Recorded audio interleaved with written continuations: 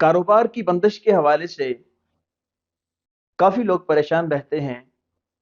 کاروبار اچھا بھلا چل رہا ہوتا ہے، اچانک سے کسٹمرز حضرات کی ریل پیل ختم ہو جاتی ہے اور بالکل خاموشی چھا جاتی ہے۔ اب پڑوسی ملک سے، انڈیا سے ایک شخص محمد سمیر ہیں، انہوں نے مجھے رابطہ کیا۔ وہ فرمانے لگے کہ میں اپنے کاروبار میں بالکل مست تھا، کاروبار چل رہا تھا، کسٹمر آ رہے تھے، آرڈر بھی آ رہے تھے، سب کچھ اچھا بھلا چل رہا تھا، خوشحالی تھی، گھر کے اندر بھی، دکان میں بھی، مارکیٹ کے اندر بھی ایک اچھی خاصی عزت بنی ہوئی تھی۔ اچانک ایک دن بچپن کے دوست آ گئے۔ اب وہ دیکھنے لگے کہ ماشاءاللہ آپ کا اتنا وسیع و عریض کاروبار ہے۔ اب یقیناً انہوں نے ماشاءاللہ تو دیکھ کر نہیں کہا ہوگا، جبکہ نبی کریم صلی اللہ علیہ وسلم کا فرمان ہے کہ کسی کے پاس کوئی اچھی چیز دیکھیں تو دیکھ کر فوراً ماشاءاللہ کہیں، اس کی بڑھوتری کی، ترقی کی اس کے لیے دعا کریں، اس سے جیلسی جو ہے وہ نہ رکھیں، اندر ہی اندر کڑتے رہنا اور سوچتے رہنا کہ اس کے پاس یہ چیز کیوں ہے، یہ چیز ہمارے اندر نہیں ہونی چاہیے۔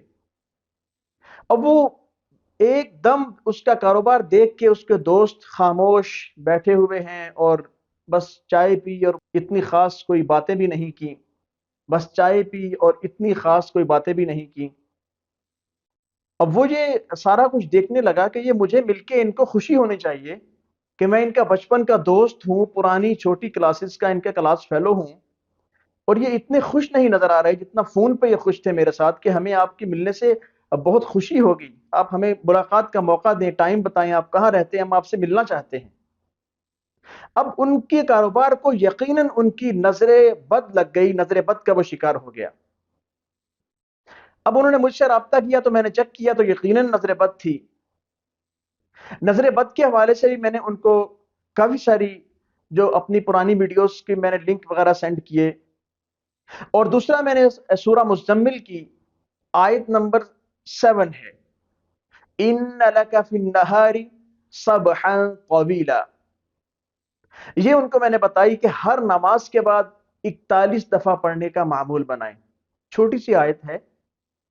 اور دوسرا، تیسرے نمبر پہ سورہ مزمل، یہ میں نے ان کو بتایا کہ اپنی دکان پہ صبح آ کے 11 دفعہ اس کو پڑھنے کا معمول بنائیں، تو انشاءاللہ آپ دیکھیں گے کہ کسٹمرز کی بھی ریل پیل ہوگی اور لوگوں کا رجحان بھی آپ کی طرف رہے گا، اور کسٹمر آپ کو عزت کی نگاہ سے بھی دیکھیں۔ اور یہ انہوں نے پڑھنا شروع کیا، سورہ مزمل بھی پڑھنا شروع کی 11 دفعہ، اور آیت نمبر 7 سورہ مزمل کی، اس کا ورد ہر نماز کے بعد انہوں نے جاری رکھا۔ اور نظر بد کے حوالے سے جو ان کو میں نے چیزیں بتائیں تو وہ بھی وہ پڑھتے رہے۔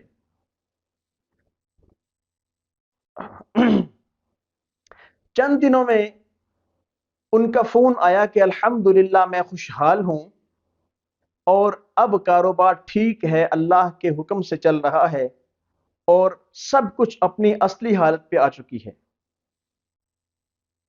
تو ہمیں اس سے یہ سبق ملتا ہے کہ کسی کے پاس کوئی چیز اچھی دیکھ لیں تو فوراً ماشاءاللہ کہیں، اسے ترقی کی دعا دیں، اور اپنے اندر حسد والا جو ایک عنصر ہوتا ہے اس کو نکال دیں، اللہ آپ کو بھی دے گا۔ اگر حسد کر کے آپ جیلسی رکھیں گے، چلے جائیں گے دیکھ کر اور سوچ سوچ کے پاگل ہوتے رہیں گے، آپ کے اوپر اس کا ایفیکٹ ہوگا۔ وہ تو پھر اللہ سے دعا مانگ کے، رو کے، گڑ گڑا کے دوبارہ اسی حالت میں آ جائے گا۔ آپ کے پلے کیا رہے گا؟ آپ کو یہی کچھ بچے گا کہ آپ نے حسد رکھ لیا اس سے، جیلسی اس سے کر لی، اپنی ریس کو آپ نے وہاں پھینک دیا، سوچ سوچ کے جو ریس ٹریول ہوتی ہیں وہ اس پہ آپ ایفیکٹ ڈالتے رہے، آپ کو یہی کچھ بچے گا۔ تو دعا ہے کہ اللہ تعالی ہمیں ان تمام حاسدین سے، ان تمام شرور سے محفوظ فرمائے۔ ولا يؤوده حفظهما وهو العلي العظيم